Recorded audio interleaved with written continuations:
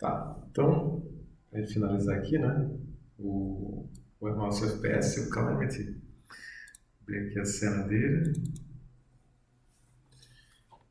e aqui vocês podem ver, né, ele rodando, vou aumentar um pouquinho. Já temos a arma, o ponto de spawn aqui, tem esse livrinho aqui, né, disparando com a barra de espaço, ele toma 3 de dano até morrer, né, cada um desses zumbizinhos, tem o Object Spawner lá, e eles navegam no cenário, desviando das colunas, etc. Sempre indo até você e até te matar. Bom, então eu vou mostrar aqui a construção, né, que é que eu alterei. E aqui embaixo, quer dizer, aqui neste projeto, foi como a gente deixou na semana passada, eu vou seguir a partir do Player Mover, né? Então, vou começar por ele, aqui no Rider.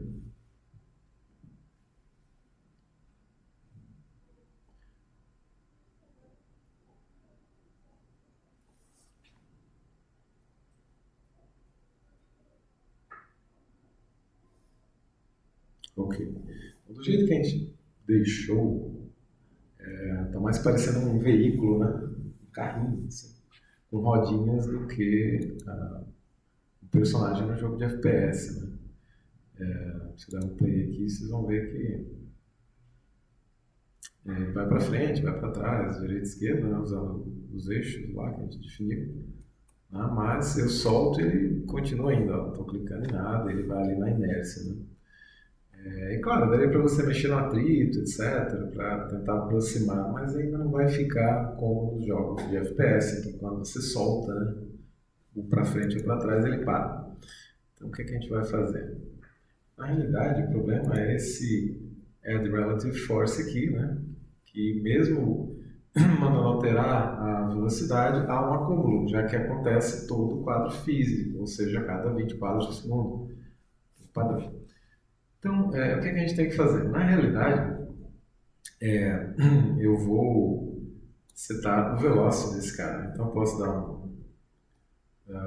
Ctrl Alt barra, ele comenta a linha, tá? No Rider. Tem uma série de atalhos que é interessante vocês irem aprendendo para agilizar.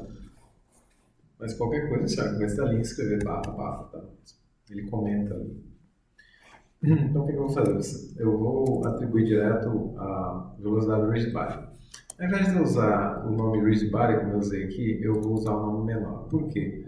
Na verdade, a Unity usa esse nome para uma espécie de um cache interno dela. Só que em algumas situações ele funciona e outras não. E a Unity, aos poucos, está deprecando esses aliases, né, esses atalhos. Então, eu prefiro não arriscar e usar um nome que não seja um nome que a gente já utilizou. Então, aqui no caso, o que eu vou fazer vai ser um rb.velocity. Velocity. Velocity. Aí. E ele mostra que é uma propriedade, tá? Que pode ser alterada e pode ser lida. Então, se eu clicar aqui, eu dar um Enter, né? Eu posso atribuir esse cara. E o que é que ele recebe? Se vocês apontarem para ele, ele vai dizer, ele recebe um vector 3. Tá? E ele é de leitura, que é o get, e escrita, que é o set. Então, ótimo, quer dizer que eu posso atribuir direto a velocidade do corpo físico, como a gente já fez até de outras formas. Né? Então, o que eu posso fazer aqui? Eu posso criar um vetor novo, porque veja bem, diferentemente do Python e outras linguagens que tem tuplas e recursos do tipo, eu não posso fazer algo assim, tipo, desloque aqui o x, em y não faça nada e aqui aplique o z, tá? Usando essas variáveis que a gente criou para o resultado do eixo horizontal vezes a velocidade e o eixo vertical, né? No caso para frente e para trás, estou jogando no z vezes a velocidade. Eu não posso fazer isso, não funciona, tá reclamando aqui da vida, porque ele não consegue converter isso aqui para o vector 3 que ele está esperando. O que eu tenho que fazer? Na realidade, eu tenho que dar a palavra reservada new, né? A palavra da linguagem, para criar uma estrutura nova e definir o tipo dela. Que, claro, o Rider sabe que vai ter que atribuir aqui, então tem que ser compatível. Ele já coloca aqui para você o que é que ele está esperando. Então vai ser new vector 3 e passando ali os parâmetros de x, de y e de z, que coincidentemente eu coloquei os nomes de x e y. E z. Eu poderia ter colocado horizontal, vertical, sei lá. Não tem problema. Ok? Bom, então vamos testar esse aqui. Veja que todo o quadro físico eu estou atualizando a velocidade ali do nosso player, né? Está compilando aí. Beleza? Vamos dar um play.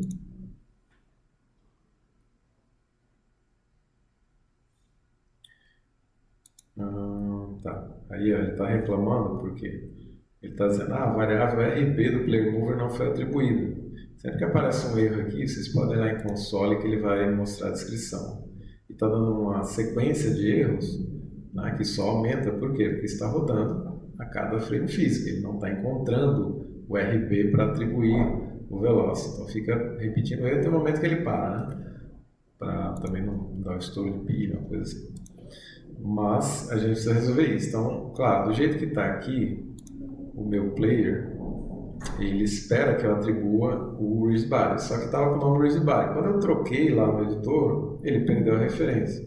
Até tem um jeito de preservar isso aqui, mas ou você arrasta de volta, né, como a gente fez lá no passado, ou você faz isso de um jeito melhor. Então vamos fazer de um jeito melhor. Que jeito melhor é esse?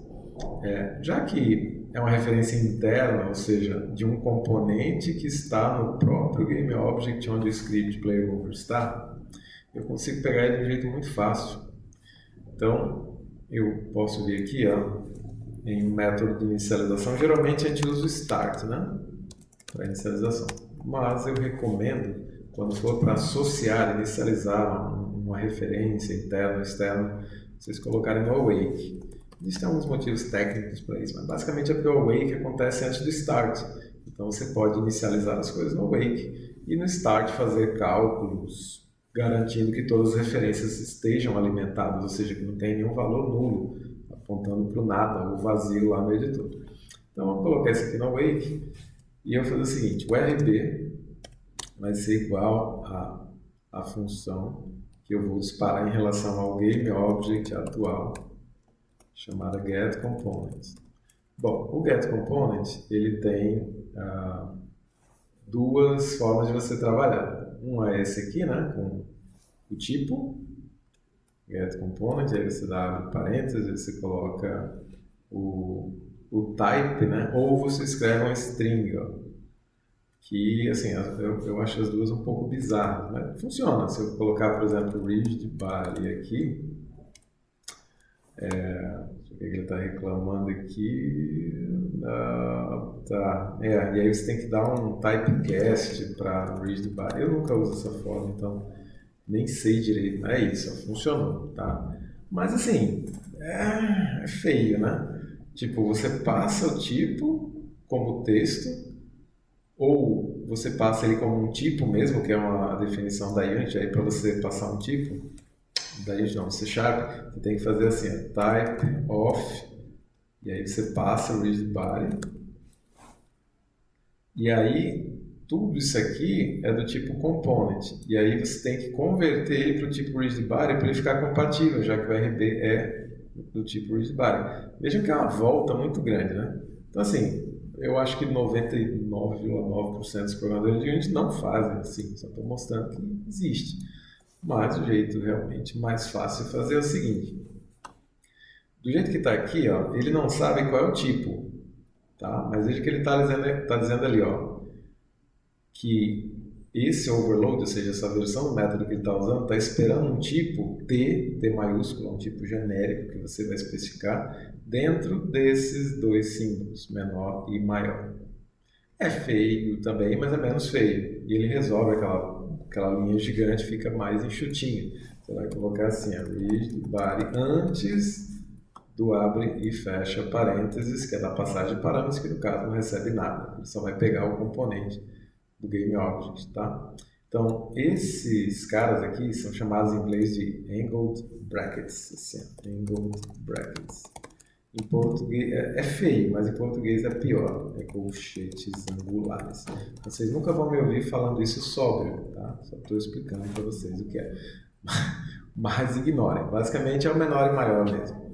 Então, aqui eu estou passando o tipo, esse tipo é compatível com esse, beleza, deu tudo certo, não deu erro, ok?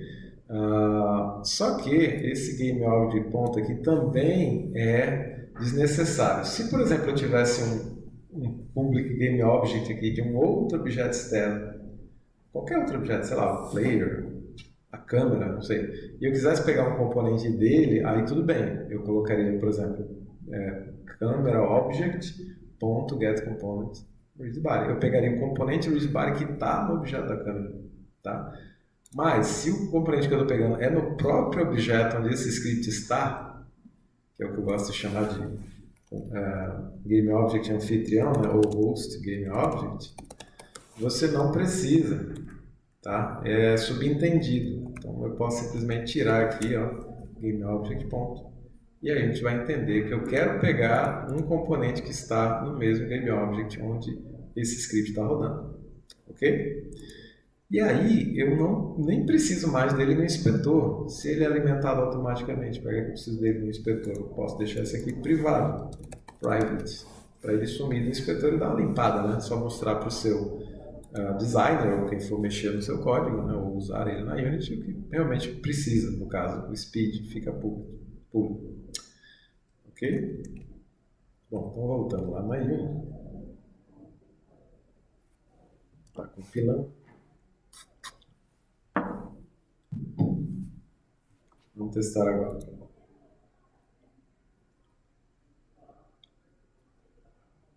Quando eu dou play, vejam que agora não está dando erro. A minha movimentação está certinho, sem acelerações bizarras.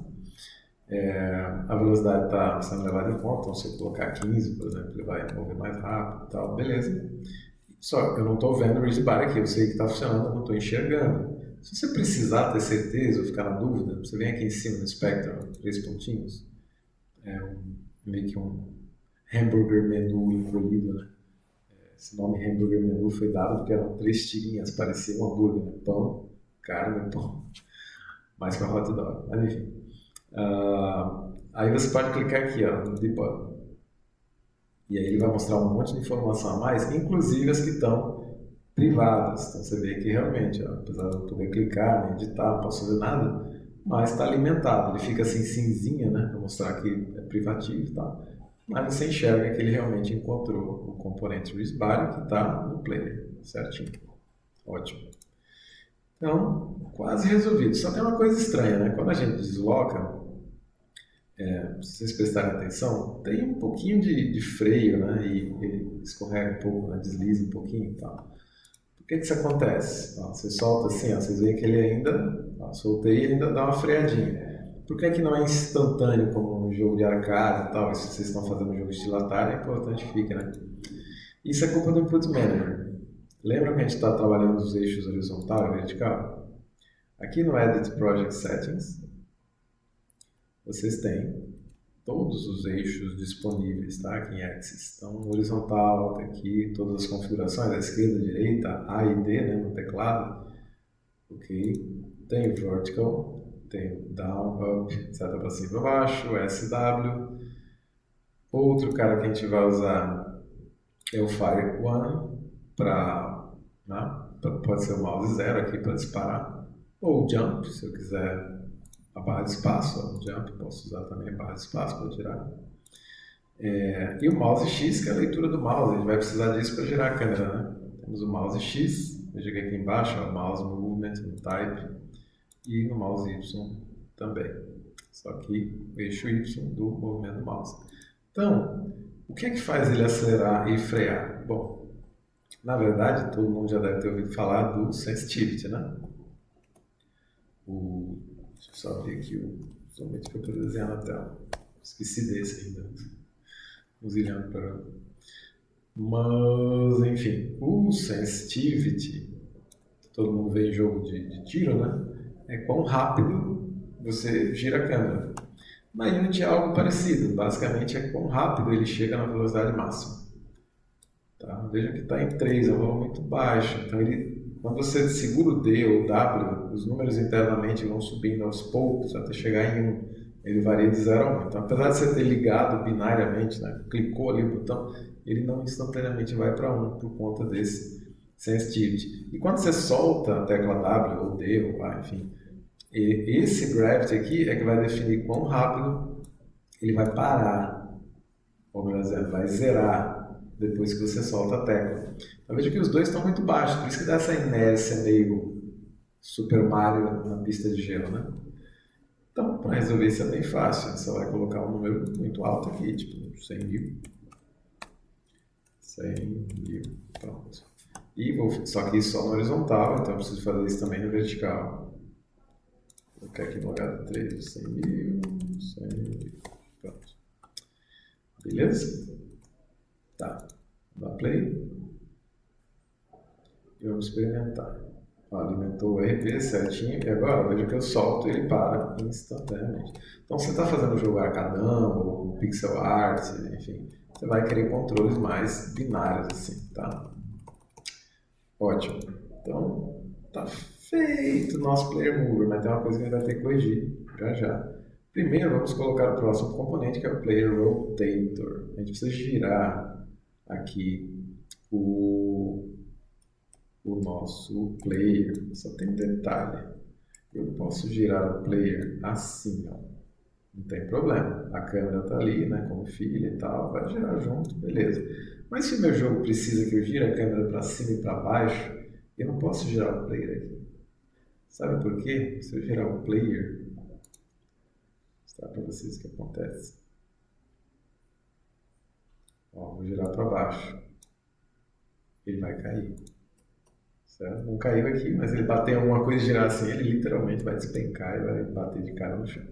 Então você quer que ele permaneça assim, né, em pé? Então não vai dar para girar este cidadão. Quem é que você vai ter que girar? A câmera.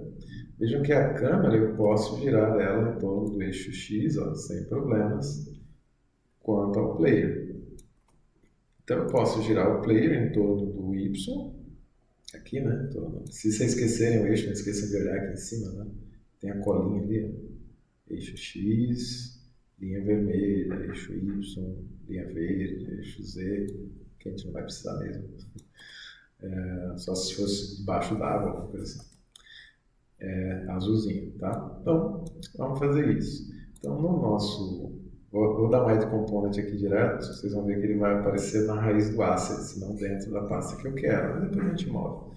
Então, vou dar um add component, new script e player rotator.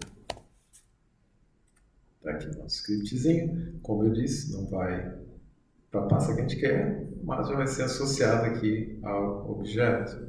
Vamos sair do debug, né, que eu entrei, não saí, vou botar aqui para o normal. Vou colocar ele dentro de scripts e vamos editar. Beleza, o que a gente vai fazer aqui nesse cara? Na verdade, vamos começar pela rotação em torno de Y, que é mais fácil, né? Então, vou tirar esses comentários aqui, o start não vou precisar por enquanto. E no transform, na verdade, né? Quem é que é o transform? Quando você escreve assim, ó, transform com T minúsculo, você está querendo apontar para o transform que está associado, né, a esse GameObject. E como eu disse, não tem como dissociar o transform do GameObject. Então, escrever o transform dentro de um método da Unity, tá? Dentro de uma classe aqui, no behavior, ele vai associar o transform. Então não precisa dar um get component para transform, você sempre tem acesso a ele assim. Bom, e aí o que eu vou fazer? Eu vou girar. Então, rotate. Esse girar, ele tem algumas variações, né? Ou overloads, que é o termo técnico para isso. Mas a variação que a gente quer é essa aqui, ó, que recebe 3 ângulos, x, y, z. Tá? Então, ele vai girar em x? Não. A gente quer girar ele em torno de y. Em torno de y ele vai girar alguma coisa. Que alguma coisa é essa? Alguma coisa vai ser exatamente a leitura do getAxis do mouse X. Lembrem-se, mouse X, quando eu mexer o mouse direita e esquerda, vai girar esse cara para a direita e para a esquerda, ou seja, em torno do Y.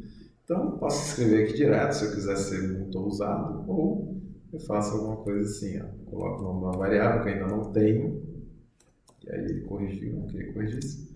E no ângulo em Z eu também não vou gerar nada.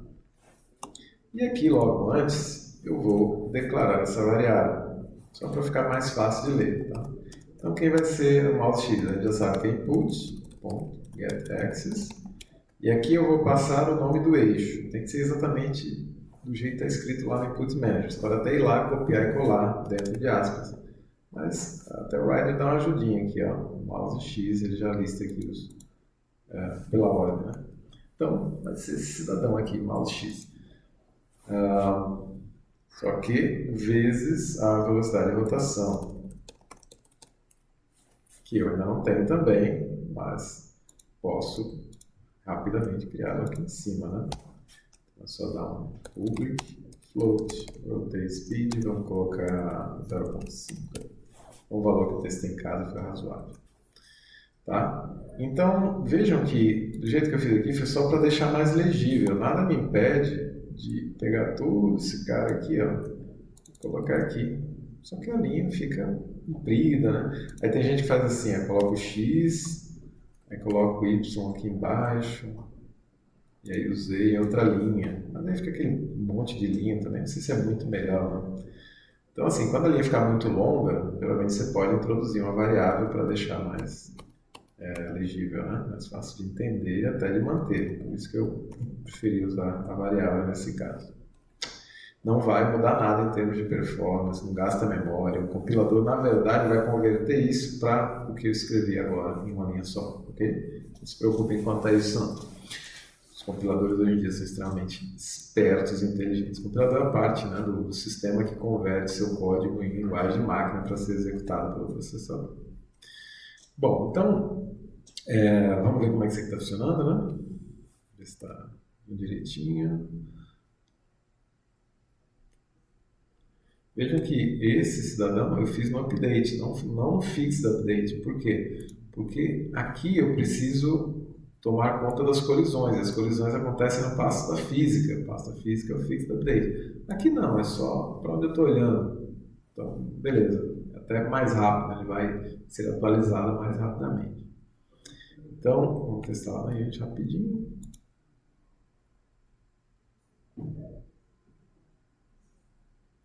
Beleza, estou girando aqui só mexendo o mouse e para frente, para trás, esquerda, direita.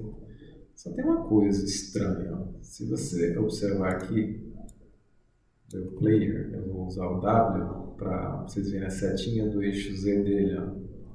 Enquanto ele está alinhado com o eixo do mundo, o que é a coordenada do mundo? É a coordenada padrão, né?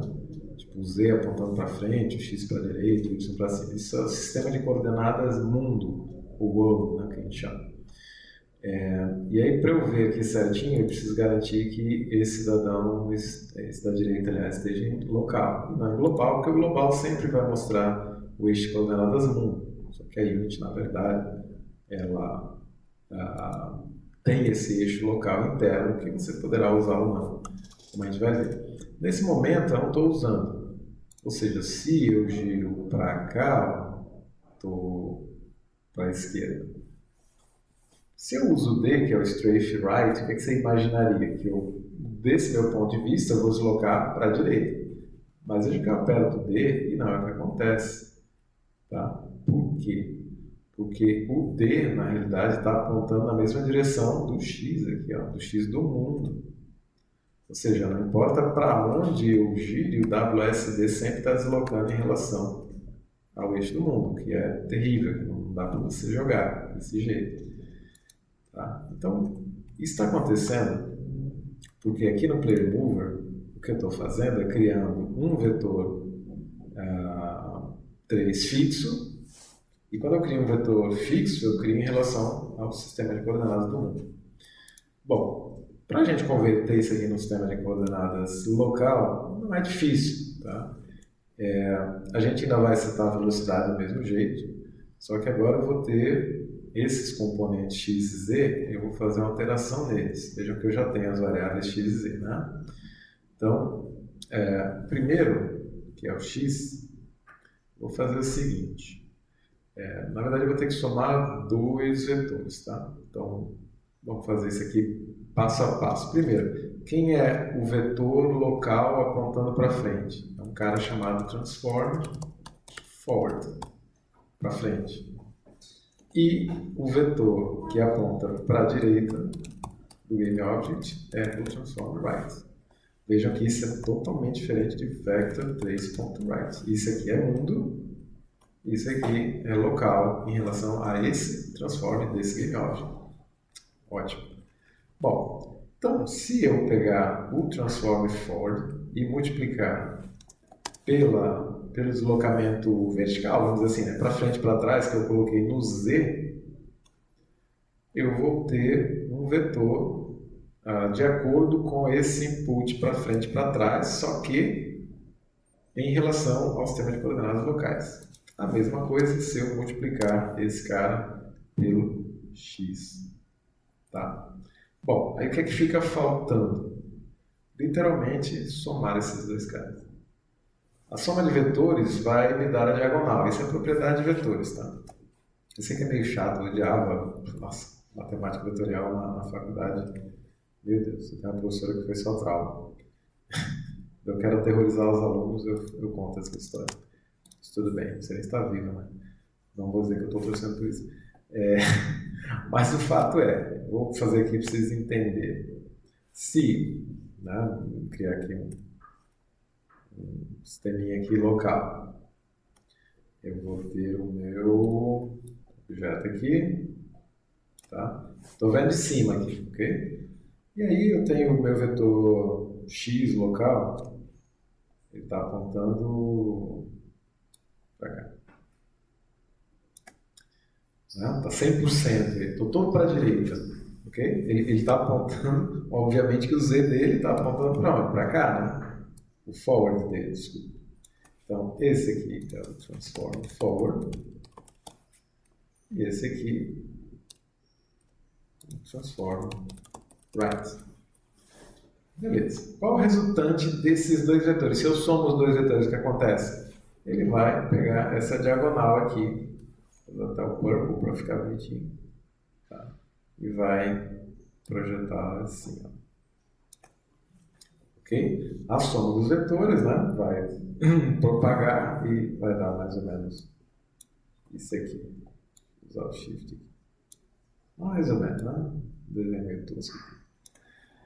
Bom, então, se eu somar os dois vetores, eu vou ter a direção que eu quero em relação ao eixo local. Beleza. Só falta um detalhe. Esse vetor é maior do que este e do que este. Vou mostrar para vocês. Ó. Se eu propagar aqui um círculo, imagina, tem um fio amarrado aqui num prego, um barbante amarrado no prego, e eu vou girar esse aqui. Por onde é que ele percorre? Mais ou menos aqui, né? Imaginando um círculo aqui todo em volta do objeto. Então, na verdade, o que eu quero é que ele venha até aqui, ó. E não até aqui. Isso acontece, isso é da matemática vetorial mesmo, tá, gente? Não tem nada que eu possa fazer, enfim, não é invenção também, é matemática. E só para conhecimento geral de vocês, esse é o motivo pelo qual, quando você tem uma grade assim, ó, vou fazer um jogo com a grade retangular, né? Rectgrid. Tcharam, tcharam, tcharam. Essa última linha ficou tosca. De novo. Aqui, beleza. Aí o meu personagem está aqui. E eu digo, ok, você pode ir para qualquer uma dessas células. Certo? Só que tem um detalhe, que não é uma coisa muito óbvia. Se esses centros, né, imaginando que é do centro para o centro, né? Se esses centros estão aqui, ó, mais ou menos. Isso significa que as direções ortogonais, que são essas paralelas ao eixo x ou paralelas ao eixo y, elas são menores do que as direções diagonais. Olha a diferença, tá certo? Não é muito óbvio, né? Só que faz toda a diferença em termos de gameplay se o seu jogo for em tempo real, que é o nosso caso. Isso é tão grave, pra vocês terem ideia, que o Quake, quando foi lançado, o Quake 1, ele tinha um exploit que os jogadores demoraram mais ou menos um ano para perceber. Que se você encostasse na parede, nas paredes, e ao invés de ir para frente, você encostasse na parede, girasse na diagonal e empurrasse na diagonal, você ganhava cerca de 15% de velocidade. E aí todo mundo começou a jogar parecendo lagartixa, assim, né? Se arrastando nas paredes, né? E era uma coisa linda. E pior que tinha gente que dizia, não, gente, isso é muito equilibrado, porque o míssil, né, quando ele atinge, ele tem um splash muito grande. Então todo mundo fugia das paredes. Então quando o cara se colava na parede para ir mais rápido, na verdade havia ali um risco, né, recompensa muito grande. Então o pessoal disse, nossa, que genialidade da id Software. Não, era bug mesmo. Genialidade, coisa. O John Romero mesmo admitiu que o Rocket Jump nunca foi previsto, eles nunca criaram os mapas para que você desse um tiro para baixo com um míssil e caísse na plataforma lá em cima e conseguisse campear e matar a galera lá de cima. Entendeu? Então, assim, tem bugs que são só bugs, gente, não é genialidade nenhuma. Mas o fato é, para a gente resolver isso, e de novo, tá? Num jogo de tabuleiro isso não faz diferença, apesar de que geralmente jogos de estratégia, o que é que eles fazem? Usam os grids hexagonais, né? Assim, ó. Porque nos grids hexagonais, a distância desse centro aqui para qualquer uma das células adjacentes, ó, é a mesma. Tá? Imaginando aqui que eu tivesse feito, né, todos os x. Por quê? Porque isso aqui é mais ou menos um círculo. Né? Se você olhar direitinho, ó, todos têm o mesmo comprimento. Por isso que é bem comum em jogo de estratégia você trabalhar com X-Grid. Tá? Mas enfim, só conhecimento geral. O que a gente precisa mesmo é resolver esse pepino aqui. E aí, para resolver isso, é muito fácil. A gente vai somar estes dois vetores e a gente vai, depois que a gente somar, a gente vai normalizar. O que é normalizar? É garantir que o comprimento deste vetor seja 1. Isso é normalizar. Se o comprimento dele é 1, beleza. E aí eu multiplico pela velocidade. Tá? Bom, isso explicado, vocês devem entender porque é que eu vou ter que tirar aqui o speed, porque eu vou multiplicá-lo só ao final. Eu tenho que normalizar primeiro. Senão, tipo, a velocidade na diagonal poderá ser reduzida em relação à velocidade nas ortogonais. Tá? Bem difícil explicar, mas basicamente lembre-se que tem que normalizar e depois aí você multiplica pela velocidade do vetor e o comprimento dele vai aumentar proporcional à velocidade independente da direção. Então, o que a gente vai fazer? A gente vai somar esses caras, então já que eu vou somar, eu não preciso criar um vector 3 do 0. Tá? Então, posso fazer o x... aqui não vai dar, posso fazer, sei lá, var... sei lá, forward, z, não sei, z vector, pronto. Pronto, z vector, nome bonito aí. E eu vou ter uma variável x vector, que vai ser este outro cidadão aqui. Tá até meio esquisito, né? Deixa eu colocar ele antes do z aqui para ficar bonitinho. Pronto. Bom, e aí não preciso criar um vetor novo, né? Por quê? Porque ele vai ser um resultado de operações matemáticas. Então, não preciso criar um com os parâmetros do jeito que eu fiz, eu estou usando já vetores que existem na memória do computador, da Unity e tal, e vou fazer a operação matemática.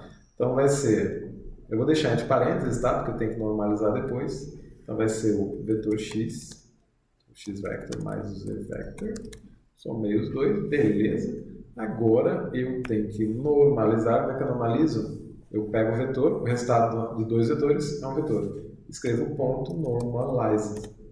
Olha como a Unity é boazinha. Não tem que fazer matemática, ela te dá tudo pronto. E aí eu multiplico pela velocidade. Tá? Só ao final. E supondo que eu não tenha errado nada, que é uma coisa meio rara, deverá funcionar. Vamos ver agora. Eu vou resetar a rotação, né? Ficar certinho aqui o rotation dele todo zeradinho, tá. Vamos dar um play. Não é obrigatório, né? Só ficar simpático. Então, ó, estou girando. Se eu fiz certo, na hora que eu apertar o W, ele vai seguir a seta local e não a seta do mundo. Então, vou até girar mais e vou apertar o W, ó, certinho. Apertei o S para trás em relação à visão. E aqui vocês podem ver que está realmente se comportando como um FPS. Okay? Então, eu giro, strafe. Se eu girar e dar strafe ao mesmo tempo, faz o tal do circle strafe, né? Ah, aqui tem uma coisa que aconteceu interessante. Ó. Eu colidi e ele girou. Bom, a gente não precisa mais da rotação do corpo físico. O impacto no que ele fez a tração, né, acabou aplicando um torque. Isso é da física mesmo. Então, para impedir que isso aconteça, eu vou no Freeze Body e vou congelar Freeze Rotation em Y também. Isso não vai impedir que o meu script gire o objeto do jeito que a gente está fazendo. Okay? Apenas vai evitar que a física aplique força de torque, que é o nome técnico, né? Ou de rotação nesse caso. Então agora eu posso bater nas coisas aqui bem tranquilo e nada de mal ocorrerá. Ó, posso bater aqui, posso bater de quina, não tem problema. Ok? E não interessa se eu vou na diagonal ou para frente ou para trás, a velocidade vai ser a mesma. Né? Estamos em 2023, chega de trapaças dos anos 90. Bom, então resolvido aqui esses dois caras, que eu queria fazer assim, passo a passo, para poder explicar para vocês, o que a gente vai fazer? Assim, uma última coisa, né? Para eu olhar para cima e para baixo, eu vou, só para ficar bonitinho, né? Eu vou colocar aqui esse rotator, eu vou chamar aqui, deixa eu dar um... renomear é Ctrl RR por padrão, ou você vem aqui no botão direito, na variável que você quer renomear, e você dá um refactor e rename, tá? E aí ele vai trocar não só o nome da variável, mas em todo lugar que ela estiver sendo usada, inclusive em scripts externos, isso é muito poderoso. Então eu vou chamar aqui de horizontal rotate speed, que essa é a velocidade horizontal. Se eu quiser preservar o valor da variável que está lá na Unity, porque do jeito que está ele vai perder, né? Eu uso esse togglezinho aqui e o Rider vai acrescentar essa linha aqui, ó, tipo anteriormente salvo, né? Que é o serializado, anteriormente salvo como, né? Parece aquelas aberturas de seriado, né? Previously on loss. E aí ele está com o nome antigo para poder mapear a variável que está lá na Unity, que não mudou, ele está dizendo aqui, ó, não mudou nada, a variável da Unity é esse valor mesmo. Mas só estou mostrando para vocês como faz. Aí você volta para a Unity, ele atribui a variável anterior e você pode vir para cá e apagar esse cara. Tá? No nosso caso não faz diferença. E eu vou ter uma outra velocidade que vai ser a vertical. Por quê? Eu quero que tenha mais peso na olhar para cima e para baixo do que olhar para a direita e para a esquerda. Aqui vai ser algo como 0.15, não sei. E eu vou ter aqui um mouse Y, outra variável mouse Y, que vai pegar aqui também o mouse Y, só que multiplicado pela velocidade vertical. Vertical rotate speed, e eu vou colocar esse. Bom, vamos pensar. Lembra que eu disse que você não pode girar o transform aqui onde está esse script? Então a gente precisa girar, na realidade, a câmera. Né? E como é que a gente vai pegar essa câmera? Tem até um truque interessante para isso. Eu posso ter uma variável assim, ó, do tipo transform. Aí, como é o tipo da variável, é com T maiúsculo, tá? O tipo transform com T maiúsculo. E eu vou chamar aqui de mainCam. E aqui no start, eu vou fazer assim, a mainCam, que é essa variável que eu quero achar o transform, vai ser igual a camera, isso é a classe, o C maiúsculo é a classe câmera em todo lugar do meu projeto. Ponto, main. O que é main camera? Está dizendo aqui, ó, o main camera é o primeiro componente câmera habilitado que tem o tag main camera. Por sorte, toda vez que a gente cria um projeto ou uma cena na Unity, já vem com a câmera, essa câmera já tem esse tag. Então, a não ser que você tenha criado uma câmera ou tirado o componente câmera dela, ou tirado o tag dela, se você não mexer na câmera, isso aqui vai funcionar. Tá? Então, eu posso pegar o camera.main. Só que está faltando uma coisa. Do jeito que está, esse cara me retorna o GameObject. Está dizendo aqui, eu não consigo converter para transform. Então, para pegar o transform de um GameObject, é só escrever ponto GameObject com G minúsculo, já que é um parâmetro interno dele e não uma classe. Que ele tá reclamando. Ah, não, desculpa. Transform. O que eu estou falando? Transform com T minúsculo. Tá? Aqui era GameObject, aqui é o transform e é compatível. Fechou. E aí eu consigo rotacionar este main-can do mesmo jeito que eu fiz aqui. Ó. É um transform igualzinho. Então, main-can rotate, e só que dessa vez, né, eu vou girá-lo em torno do x, lembre, para cima e para baixo em torno do x, né? E em torno do x vai ser esse mouse y aqui, no y nada, no z nada, e como é decimal, eu coloco o fzinho no final, né? Beleza. A única coisa que vai ficar faltando aqui para fechar esse cidadão é o seguinte, dá um play aqui para vocês verem. É que quando eu coloco para cima, a câmera gira para baixo. Quando eu coloco para baixo, a câmera gira para cima, que nem manche de avião. Você pode gostar disso ou não, tá? Mas para ficar no padrão, vamos dizer assim, eu vou simplesmente inverter o mouse Y. E aí é aquela história, né? Você tanto pode multiplicar por -1, se quiser, mas não precisa, é só pegar aqui o Vertical Rotate Speed e colocar o menos na frente, que dá no mesmo. Tá? E com isso você inverte a rotação vertical.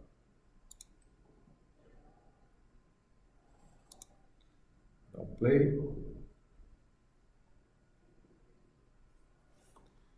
E agora certinho, olha para cima, olha para baixo, as sensitividades estão diferentes, né? Para olhar para cima e para baixo, etc. Beleza? Agora vamos, indo aí para a reta final, vamos ver como é que eu acabei de montar a cena. Bom, primeiro, eu criei uma pasta e eu vou zipar isso aqui, vou passar o projeto de editar para vocês estudarem e usarem o que vocês precisarem, tá? Mas basicamente eu tenho uma pasta aqui, scripts, onde eu busquei replicar, não todas, mas uma boa parte das funcionalidades do Playground, só que para 3D. Então, tem, por exemplo, Automover, deixa eu trazer um pouco mais para cá. Tem para Chase, né, para os zumbis procurarem, tem um Collision Check, tem um Health System aqui, tem um Object Creator, mais funcional do que aquele ele espera. Tem o Player Mover, tá? Que na verdade fez esses dois que a gente fez, o Player Rotator. Tem o Smooth Look At, para o zumbizinho olhar na direção do player. Tem o Spawn with Button, que a gente usa para atirar. E tem o Trigger Check, que é só para testar se você passou por uma armadilha, uma coisa assim, uma área que vai fazer alguma coisa.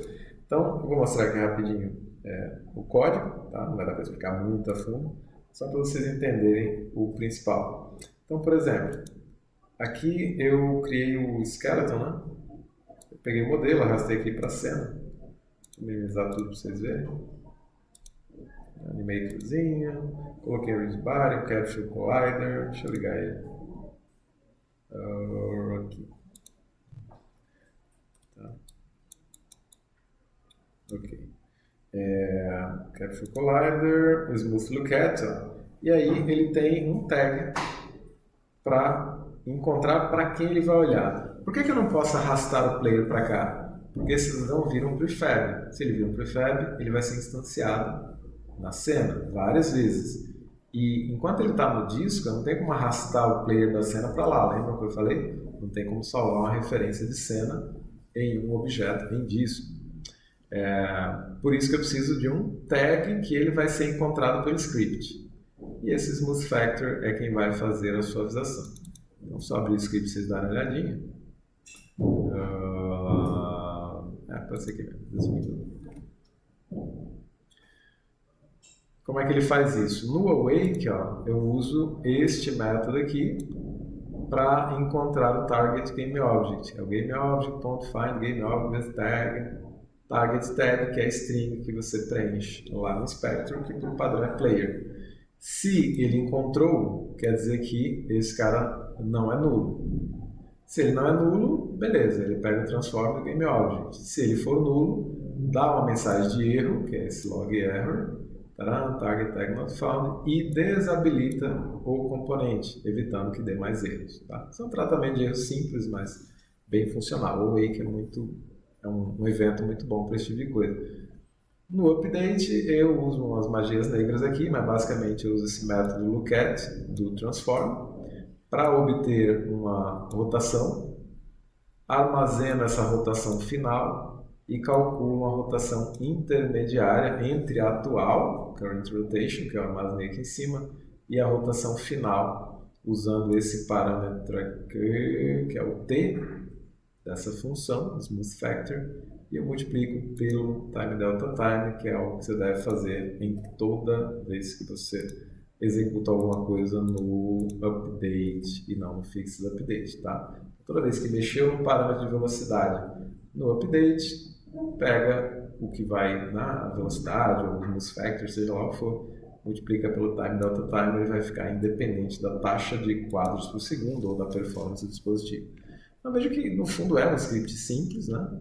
Mas às vezes tem que pegar os macetes, né? De qual método eu chamo, que classe da rotação. A rotação é o quê? Um classe quaternion, tá? E quaternion, quais métodos eu tenho? Tem esse aqui que interpola e por aí vai. Isso tudo é algo que vocês vão ver mais a fundo, quem for fazer, a gente vai ver mais a fundo. Por enquanto, estou dando os scripts prontos aqui para vocês poderem brincar, né? Outro que é muito importante depois do lookat é o health system. Esse cara é o primeiro que vocês estão vendo aqui, que ele tem ações dentro de um evento.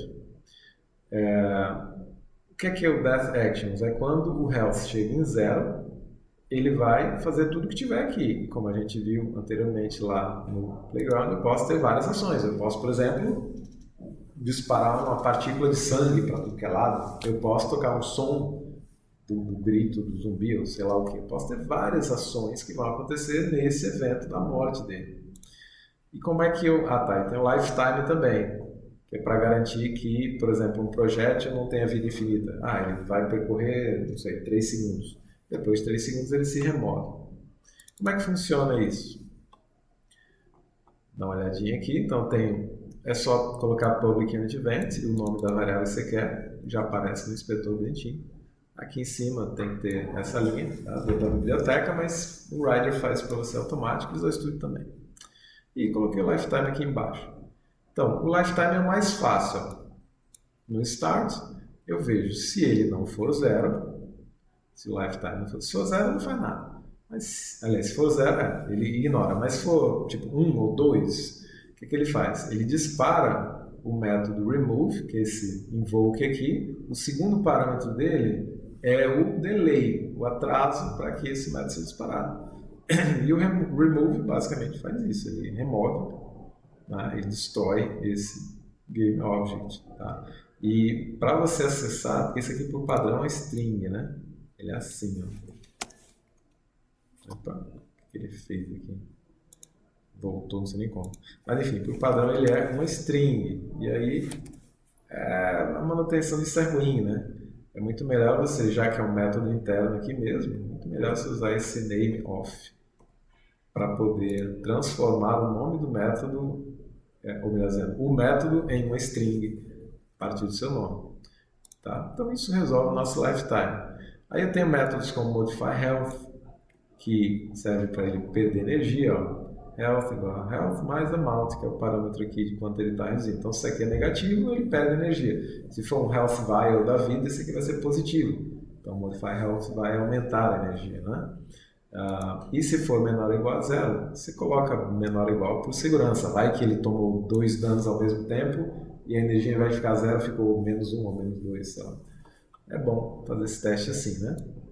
Aí ele dispara o health. O Death, aliás. E no Death, ele primeiro dispara as ações do Death Actions, o ponto invoke, dispara tudo que está ali na lista, e depois ele se remove. Tá? Então, bem simples, mas também bem flexível. Podem ver que, por exemplo, no prefab da Flash, vou abrir aqui o prefab da Flash para vocês verem. Eu usei o AutoMover, que é um script extremamente simples, que no Start, a única coisa que ele faz é no Start, ele aplica a velocidade, seta a velocidade e um abraço. Né? Não vou nem abrir para vocês verem que não precisa, se vocês olharem lá, mas é só isso mesmo. Mas eu tenho um collision check. O collision check ele vai checar se este objeto, no caso o arrow, colidiu com um objeto com tag skeleton, que são os meus alvos, né? Se ele colidiu, ele vai mandar uma mensagem. Essa mensagem, basicamente, é o nome do método que vai ser disparado. Tá? Então, se vocês olharem aqui no Health System, que também roda no zumbi, e pode rodar no player, e pode rodar em qualquer lugar, eu tenho esse Modify Health. Tem que ser público. E, basicamente, ele subtrai ali do que eu estou passando, né? Se isso acontecer, o que ele vai fazer? Aqui no Collision Actions, ele vai, a partir do arrow, né? Ele vai remover o objeto, tá? A partir do Health System Remove, ele remove o Game Object. Então, para alimentar esses caras é bem fácil, né? Só clica no mais, arrasta o objeto, o script onto o objeto, seleciona o script e coloca lá o que você quer. No caso aqui era o remove. Ok?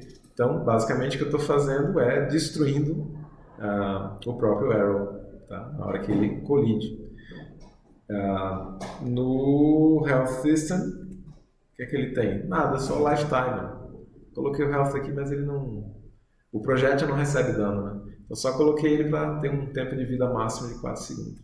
O colisou e está feito. O que mais? Uma coisa que eu quero mostrar para vocês é como é que eu fiz o Skeleton não tentar atravessar, encontrar o caminho corretamente no cenário. Para isso, eu usei um recurso da Unity chamado NavMesh. Para você usar o NavMesh, que é uma malha de navegação, né? Você vem aqui no Window, AI Navigation.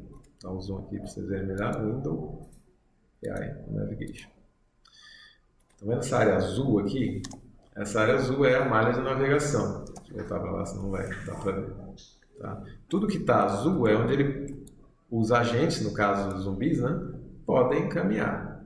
Tudo que não tem a gradezinha azul, ele não pode passar por ali, não vai tentar encontrar caminhos por ali. Certo? Para ele navegar, a gente usa ele vai aparecer essa aba aqui, ó, Navigation. Só para vocês entenderem melhor, para eu definir as áreas que são navegáveis, eu pego tudo do cenário aqui e ligo o Static. Tá? Se eu desligar aqui, por exemplo, ó, vai mudar todos os filhos. Se eu ligar, vai ligar de todos os filhos dele também. E você vem no Navigation, Bake, que significa queimar ou criar essa área, e clica no Bake. Está feito. Veja que o banco, por exemplo, está queimando. Mas se eu desligar aqui no Inspector o Static, ele deixa de ser um objeto estático, consequentemente um objeto que vai cavar a sua malha de navegação. E quando eu der um Bake, ó, o zumbi vai poder atravessar aqui. Tá? É assim que você define. Então as colunas todas têm collider, né? Tudo aqui no cenário tem collider, então é pelo collider que ele define o que é que vai cavar essa malha de navegação. Com isso feito, aí fica fácil. O seu skeleton precisa ter veja que tem um zilhão de coisas aqui, como por exemplo o Smooth Lookout, né, que a gente falou, mas mais importante é esse, ó, Chase in NavMesh. Ele só funciona se você tiver script NavMesh Agent. Eu vou até tirar esse outsource aqui, foi só um exemplo de como usar um som ali que eu coloquei. Mas o Chase in NavMesh, ele só tem o tag de quem ele vai procurar. Então esse tag tem que estar no seu player, aqui, tem que estar correto. E eu preciso acrescentar script, que é padrão da Unity, NavMesh Agent. A única coisa que vocês precisam mexer nesse base offset aqui, deixa eu aproximar dele para vocês verem, para ele não ficar nem alto nem baixo demais, tem que ficar nivelado com o chão.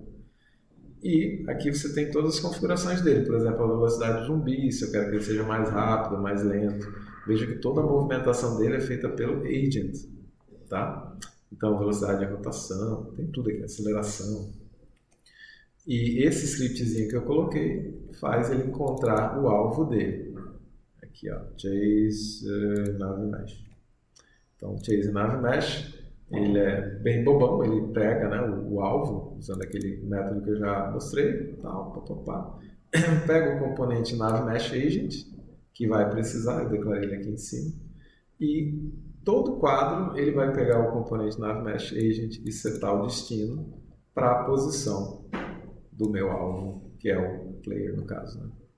Então é só isso, ok? Então, só um último cuidado que eu gostaria de passar para vocês é que o Spawn with Button, que basicamente serve para você atirar, aqui ele está usando a barra espaço, né? Como a gente viu lá no Input Manager, tem o tempo de reload, podem ler o código para entender, ele copia a rotação da câmera, ó, copia a rotação da câmera, então para onde a câmera estiver apontada, a flecha vai estar apontada também, mas esse Spawn Position aqui, o jeito mais correto de vocês fazerem, eu criei um GameObject vazio embaixo do meu crossbow aqui, né? Que eu simplesmente coloquei como filho. E aí eu criei um objeto vazio aqui no createEmpty. E esse objeto vazio, para vocês saberem qual o melhor lugar de colocar, o jeito mais fácil é colocar como filho uma flecha. Então vamos pegar aqui o arrow, colocar como filho. Vocês vão ver que tá um pouquinho para frente da arma, evitando que na hora que ele seja criado ele esteja atravessando a malha ou algo assim. Tá? Então cuidado para não fazer o que muita gente eu vejo fazendo, né? Pegar aqui o shot position e eu vou colocar bem na pontinha da arma. Bom, depende. Se a sua flecha, o eixo de rotação for atrás, tudo bem. Mas se for no meio, como é o caso aqui, você tem que afastar um pouco. Ok? Bom, analisem o pacote, eu vou subir lá para quem quiser estudar, se tiver alguma dúvida, vocês perguntam. A apresentação próxima aula, dá um jeito de chegar às 5h30 aqui, porque pelo jeito é a única forma de chegar antes. E aí, alguém faltou definir grupo ou algum tipo? Não? Tá todo mundo lá com o grupo já? Ficaram com dúvidas? Se alguém tiver dúvida, tira agora. Se não, até a próxima aula. Na verdade, não aula, né? Até a apresentação de vocês. Obrigado, até a próxima.